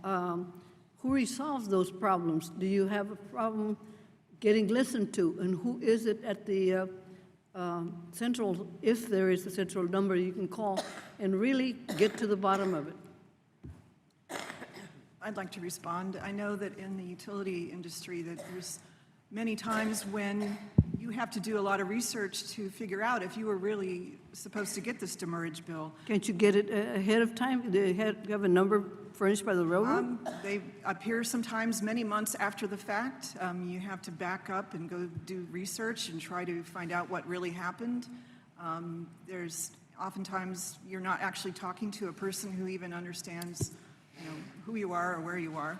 So it is a problem. I've heard from many of our members at FRCA and NCTA that there's a backlog of dispute over some of these demurrage bills. And there's a problem. And that's a big problem for them. Excuse me, there is a process, and it's not what I would characterize as streamlined. We've nearly had to put 2 full-time people on this within our organization to deal with nothing but demurrage and accessorial charges. And to my colleague's point, it can be very, very difficult to kind of run down the root cause in some cases because there is a time lapse. But it would be unfair to say that there's not someone there or an entity there to talk to. It is not what I would call efficient and many times not effective. Well, it would behoove the railroads to furnish you with such a number so that I think can furnish. It seems to me like there might be a cut in staff in the railroads. Do you agree? Yes. Staffing? Yeah. Absolutely, and the customer service staff, specifically with the CSX, is where we saw that the first. And those are where our touch points are, and I think to Mr. Amick's comment, you do talk to some people sometimes that they try hard to try to find out what's going on, but they just don't have the information. And it ends up not being resolved, and again, going back into the automated system, Congresswoman. Well, I've had some instances where I have problems with their customer service myself calling them, but I call the top. It's both a staffing and an empowerment issue, because typically the frontline people that are answering the phone about demurrage have absolutely no power in the organization to make a decision. And so what you do is you get these, in this vicious cycle of dispute, deny, dispute, deny, dispute, deny. In the meantime, there's interest rates and more bills coming in. And until it gets escalated up several levels in each organization, you're not really getting any traction. And even after you've theoretically solved it, you know, the bill doesn't necessarily go away. So it could be 2 years from now, and another person enters into the accounts receivable group in a railroad, and you have just received 30 invoices that you thought you negotiated 2 years ago. And I would just quickly add, the entire burden of proof is on the shipper to prove that the railroad's invoice is inaccurate. Well, do you think that they deny the claim just because they can't handle it? Yes, Ross described, he described exactly the process I'm familiar with. Someone in my organization contacts someone at the railroad who has no authority to fix anything. They will work out the details because they understand the details. They may or may not come to resolution, but the bill still sticks out there. Finding a person to give you the credit, only God knows where they exist. So it'll keep moving up the railroad chain. At the same time, it's moving up the chain in my organization. And eventually it'll get to my desk. Now I'm the furthest person from it, does not understand the issue. All I know is I'll call someone else at my level at the railroad, and it goes back down the railroad chain. And to be honest, I have no idea if it ever gets resolved. But no, the idea of having a number to call and having somebody respond and saying, I'll fix that, no.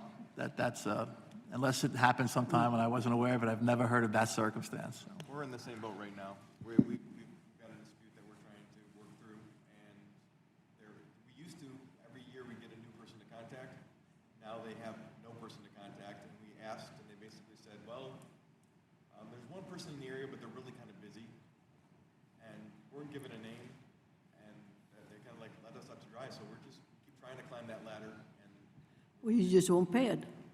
That's what we're doing. Right now, we're just not doing it. But like they're all saying, it's going to continue to escalate, and we're going to get hit like we've been in the past.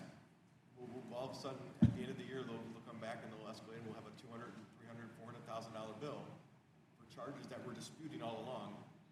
And there's no operational opportunities for us to improve part of the system or whatever that could be causing those rates to escalate, because there's no one to engage or to talk to about what our dispute is.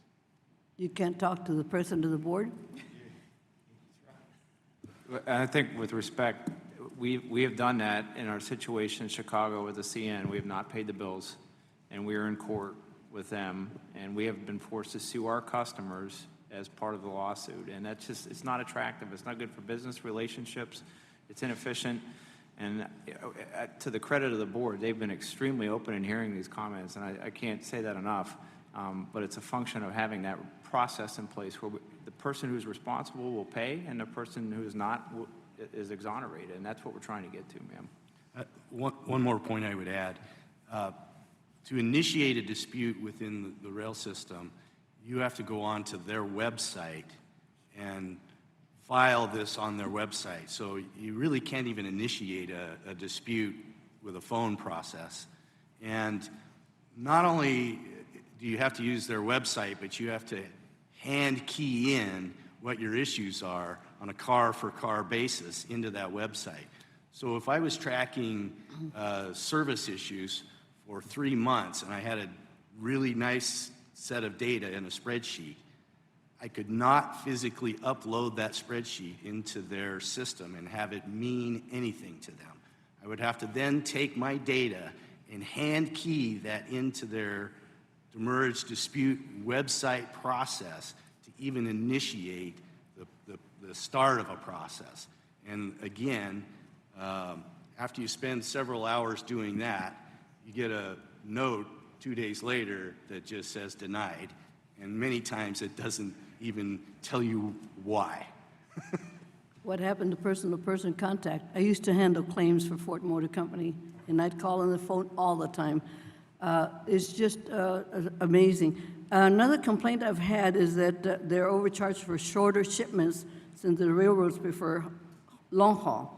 And is there a concern on this? And is the current STB system provide sufficient forum for addressing the rate concerns for short shipments? To summarize, no. There's very little energy about legitimate dispute resolution. It's just a process is not designed that way. You have really good people working in really poorly designed processes, you're not going to get good results. So that's why I don't, it's not the current situation. The current situation has been inherited, so that has to change. So no, it's difficult to resolve. And to be honest, many people don't bother with it because it's onerous. It's very difficult to get this done. And you will always have issues with the railroads. So what you tend to do is try to work on what's important and not be constantly at their throat, because they're key to your business. You cannot survive without it. I can do nothing without the railroads working for us. I can't expand. I can't. It's a waste of money to put capital in any of my sites if the railroad doesn't cooperate and help us with our growth. So you pick and choose your battles. But no, it's much like the process Russ just decided on a customer complaint. You do it at your own peril, because there's very little chance you'll succeed anyway. So it's probably underutilized. There is a process, I'm sure, but it's certainly underutilized. One other point, I guess, an overarching point I'd like to make is that I think most of us around this table would agree that the current rate challenge process at the STB is very cumbersome, very costly, very time-consuming, and there just needs to be a streamlined, more accessible system. Just having shippers having access to a forum where, hey, they can bring a rate case in and ultimately might get decided pretty quickly, I think will discipline a lot of behavior. And certainly that's the case within our rail arbitration system and NGFA. Just the fact that we've got a system out there where shippers can bring a case against a railroad, not for freight rate issues, but for other types of things, really does foster direct communication between the railroad and the customer, and often leads to resolution of things that would seem intractable in some ways. So just having an accessible forum at the STB for rate challenge processes would be really important. Well, I hope the railroads that are here today are listening, but I sure want to ensure that Chairwoman Ann Begeman, who's here in the audience, and her new member of the board that are listening are very well aware now of the problems that shippers have. Thank you, Mr. Chairman.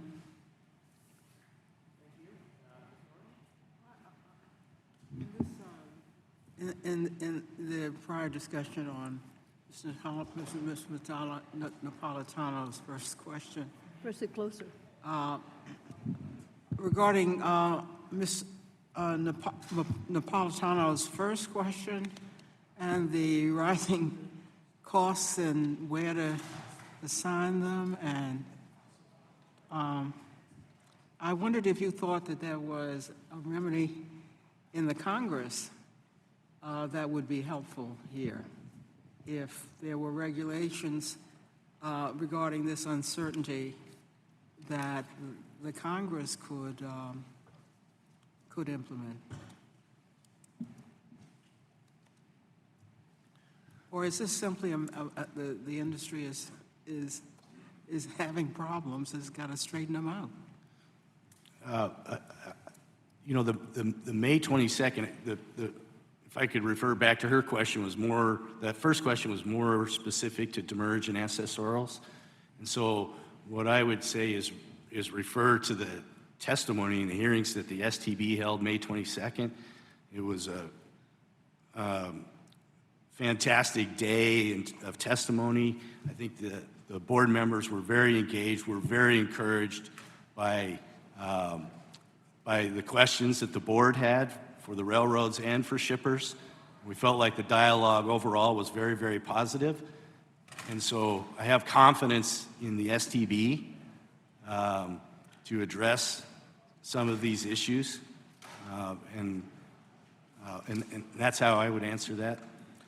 Just to add on to Ross, just continued oversight and becoming very aware of the issues. As Ross said, I mean, we had Gene Sebring was part of that testimony on May 22nd. We brought all these to detail, and then obviously from a forest products perspective, just getting the exemption kind of overturned, and so that we have an opportunity. Ross and I were not able to really chime in on the whole rate discussion because we don't have seat at the table, so to speak, with the forest products industries. So we're looking for, those exemptions to be overturned. So, thank you.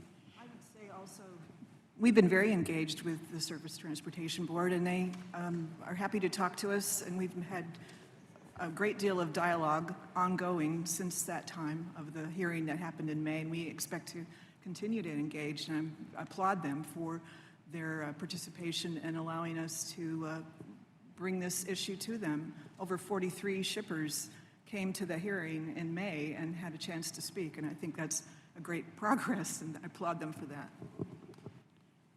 And Congresswoman, I think you can infer this from all of the comments made, but I think if to the degree Congress can support the STB in doing what it's trying to do right now, I think the board members are genuinely committed to trying to change and address some of these issues. They'll be urged by some quarters to retain the status quo, which would be exactly the wrong answer in our view.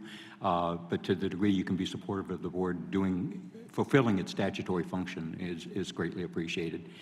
And one other note I guess I would make, at some point we're not asking you to reopen staggers by any stretch of the imagination, but the national transportation policy that's embedded in staggers, we think could take another fresh look at some point in time to better balance the need for railroads to earn revenues, and we all need them to do that, to run efficiently, but also balance the need for competition and commercial fairness in some of these practices. And that's a longer term issue for maybe Congress to look at somewhere down the road. Thank you.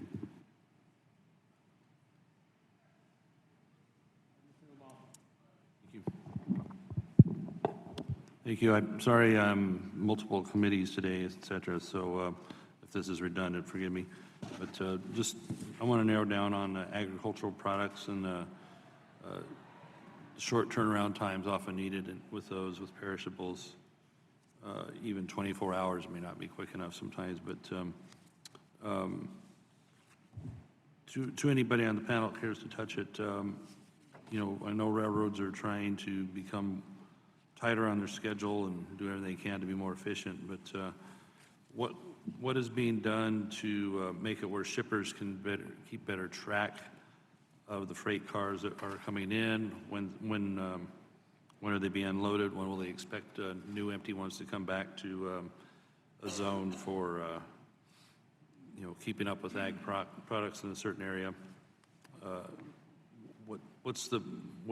How well can shippers at this point track the rail cars they have going both directions at this point? Well, most rail cars are equipped with a reader, a device that passes by on the track that tells you where the cars are.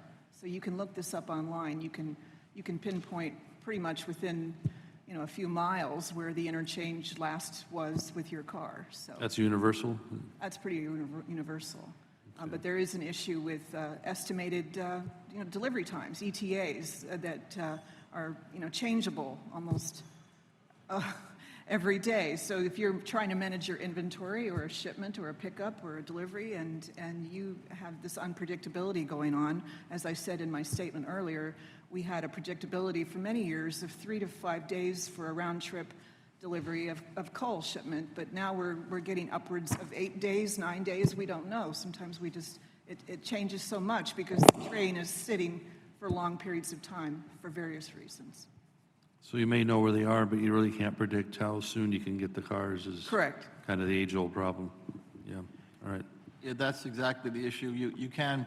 You'll come close to locating within several miles where they are, but when they'll arrive, it gets very, very dark. And sometimes they'll delay and we'll have no rail cars, and then the next day we'll have 700 show up at once. Now, there's a physical space limitation on our site, but that's never taken into consideration. Once those cars arrive, that's your problem. So it boggles the mind that you can't keep track of a rail car. My FedEx package, I can tell when it's 5 blocks away. They'll tell me when it shows every step of the way, but they can't tell me when 120 rail cars are going to come into my gate. That's a bit of an issue, and I don't know why that is. I honestly don't know, because we do have the readers like everybody else. But no, it's never clear. It's never clear exactly within 12 hours when they're getting picked up, and it's never clear when they're coming back. At some instances, sometimes it works very well. There are times it works flawlessly, but there are times where people are telling me we're missing a unit train. That's 120 to 150 rail cars. I'm not sure where you could put that to miss it. But so that is a common issue. It's not precise. It's not where I know that rail car is 75 miles away. It's going to be here at noon tomorrow. That is never the situation, or rarely the situation. What's the silver bullet? Sorry? What's the silver bullet? To be honest, I've got to imagine this technology. I mean, again, I'm not a railroad expert, but why can't I, again, it's a simplistic model, but if you can track packaging on a truck up to, 100 yards, why can't we have something similar? And I never quite understood that, to be honest. I know some of these railroad stations are quite remote and maybe an issue there, but no one's ever explained to me why we have this difficulty, maintaining connection with our rail cars, particularly on the scheduling. And sometimes, sometimes the railroad decides it had other business that's more important, so they'll move the power away. They don't necessarily want to tell you that. So you'll find out after the fact why you were delayed. So again, I keep coming back to the fact there's no open dialogue and there's no understanding prior to an issue what's going to happen that's going to affect you. You always seem to find out after the fact. And that's a difficult way to operate. As far as the silver bullet, again, I'm not an expert in rail operations, but I'm sure there's somebody that can figure this out. Well, I think principally, Mr. Congressman, I think principally speaking, you've got to introduce more frequently and maybe with greater emphasis, how is this going to impact my customer? What, asking the question, what does my customer think about this change and how will it impact them? When you start to shift your perspective in that direction, you start to ask questions in a much different way. And that could point you down a tactical path that would start to address this. I mean, we brought up several times this whole issue of, last mile and at origin or at the final destination. That's where many of the issues, will occur. Obviously, that's where your customers are in those cases. But I just think principally introducing that kind of dialogue into your process engineering as what any manufacturer would do or any service provider would do may start you down that path of resolution on the service issue. I would just layer in a little data to this conversation. During the May 22nd demerge, we presented data over many months. What we did is pluck out one origin destination pairing, and we tracked from ship date to constructive placement date. And what we found was 22 days mean transit, but a standard deviation of 4 days. And if you're going to predict with 95% confidence, as we all know, you need to predict with 2 standard deviations. And so your range of transit was so massive that, again, resource planning, and then that doesn't even speak to the variation that you get at the last mile. Since I was speaking to constructive placement, that's literally line haul variation that you're seeing. And then there's the additional layer of variation in your local switching, both, what hour are you going to get it? What day are you going to get it? And so that data didn't even take into consideration the additional variation you get at the local level. And for ag shipments, it's a resource issue, I would submit. Once a train is in the serving yard and you know where it is and it's just outside your facility, but you're waiting on locomotives, you're waiting on crews, you're waiting on the resources from the railroad to actually move it into your facility. And we've had situations in our membership where, as I mentioned a little bit earlier, they've loaded trains and had them ready to pull out of their facility so they could take incoming traffic and had to wait 7 days or longer for a locomotive to show up to pull that train out. Same thing happens in a serving yard in getting a train actually placed at the facility as well. There's this lag time that it's a resource issue in my estimation on the railroad. I'm not sure if you were in the room when we talked about reciprocity, but many of our members in Knit League own large fleets to support their business. And if there was reciprocity in the penalties associated with delaying assets, I am 100% certain the railroads would place some high-level resources on solving that particular problem. So silver bullet, maybe not, but it's certainly something, if you create an economic incentive, good people will go to work on big problems and solve them. There's very little recourse for any of us that don't get shipments on time or what have you. They can shut down your facility, they can pretty much do whatever, and you're just kind of have to throw your hands up. But if there's anything that's inconvenient for them, or if their car is stuck in a spot it's not supposed to be, you're getting billed for it. But they don't have the same opportunities to kind of do that. I would love to be able to bill them when they ship a slate. Yep, yet I'm sure the railroads are trying to, would much rather be keeping things moving as well, if not, it's track time and what is the passenger rail causing in certain cases, but, it's pretty complicated. We're not going to fix it here, but I'm glad to hear that it's still what we need to hear about it not being simple yet, so.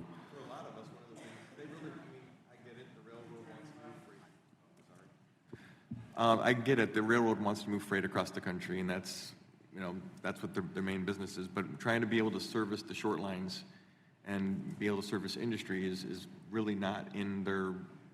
It's time restraints and the energy it takes and the infrastructure it takes to do that is a little bit more difficult than hooking up a couple miles of rail cars and driving across the country. A lot of times, those same rail cars, those same trains, are also blocking the short lines. So we can be sit there in a situation where they're moving miles and miles and miles of train, and they can't come in and service our facility because they've got oil trains coming from Canada that they can't get to our facility for a couple of days. It's just not important because we're not nearly as profitable as it is for them to move the other products. Yeah, thank you. I'm sure I've used enough time, and thank you for your indulgence, and I'll yield back. Thank you. I know we have a hearing this afternoon in this room, so we're going to have to wrap up here. There's one question. Mr.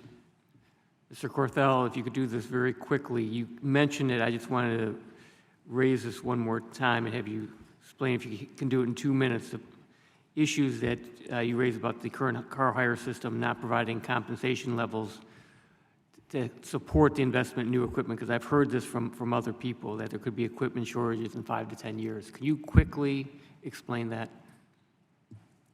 Quickly, no. Sorry. All right, well, you don't have a chance then, okay. Okay, so boxcar investment. Typically, these boxcars are leased, and there's a certain hurdle rate that the boxcar is required to earn in order for it to be sort of an attractive investment to boxcar owners. And the rate that those cars achieve are earned by what's called per diem. And so as railroads move boxcars through their system, they're paying per diem on these rail cars. And that's what helps pay for the cost of the car. And ultimately, shippers pay that in their rates. And what we have is a system where the railroads have collaborated to hold down those per diem rates, artificially so that the cars cannot earn enough money to justify an investment in a new boxcar. So we all know steel prices have gone up, component prices have gone up, labor has gone up. The cost to replace a boxcar is much greater than it used to be in the 70s when there was a lot of cars built. Now, what's exacerbating this is the fact that these cars have a mandated life on them. So they are required to be retired within 50 years. And many of them fall out sooner than that. But we're reaching a fairly substantial population, particularly of the 50-foot car, and our industry uses a lot of 50-foot cars, that are going to age out, and the lack of attractive investment is artificially holding down the level to meet the demand of the future on rail cars. And so Tens of thousands of those cars have been taken out of service in the last 4 years. Yeah, we've modeled this, and by 2028, we expect about 64% of the existing 50-foot fleet to age out. And the industry is not operating at an adequate replacement level to fund boxcars to meet that need, particularly in the 50s. The railroads, just very few of them, I think of only one that have purchased any 50-foot cars. So they've created a model, and I'm sure you're aware of it, called TTX, and that's the channel in which they they procure and supply equipment. And they're pretty focused on 60-foot cars. And they'll tell you that they've got us covered because they've got productivity gains built into their models and all of that, but they're not listening to their customers in terms of the real productivity gain that you get moving from a 50-foot car to a 60-foot car. With paper rolls, for example, you only get a few more floor spots. You don't get head space in a big 60-foot high-roof car. So I hope I did that briefly and adequately enough. I'm happy to follow up with any of the members if they want to have a more detailed conversation about that. It's a technical issue, but it's looming over our industry, and it's huge. Thank you. Well, I want to wrap this up now. We've thank everyone for their participation here today. I think this was highly informative for all of us and for all the members here. I understand this is something that we have not had here in this committee for a while. I think it was very helpful. We all understand that the freight rail, our freight rail system in this country is the envy of the world, and we want to keep it that way. Why it's the envy of the world is it provides American companies with the opportunity to have an efficient system for moving goods. So it comes down to, why is it so great?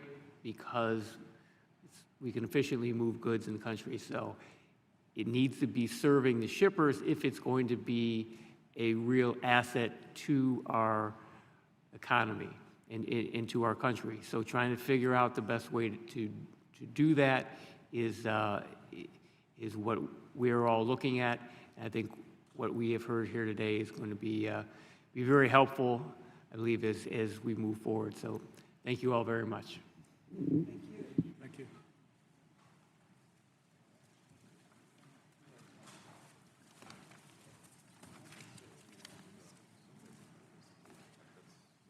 So, some of it's the people, the CEOs. Now, my sense is that Wall Street's got something to do with this.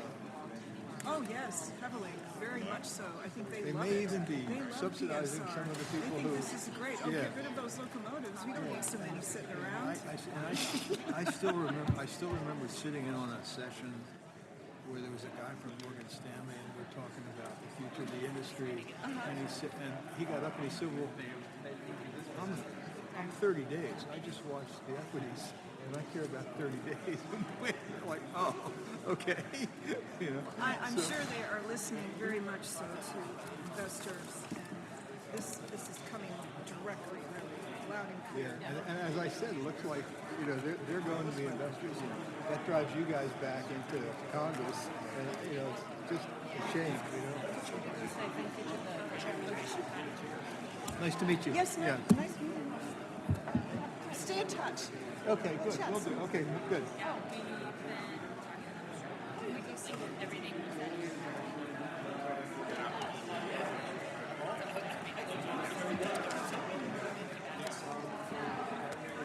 I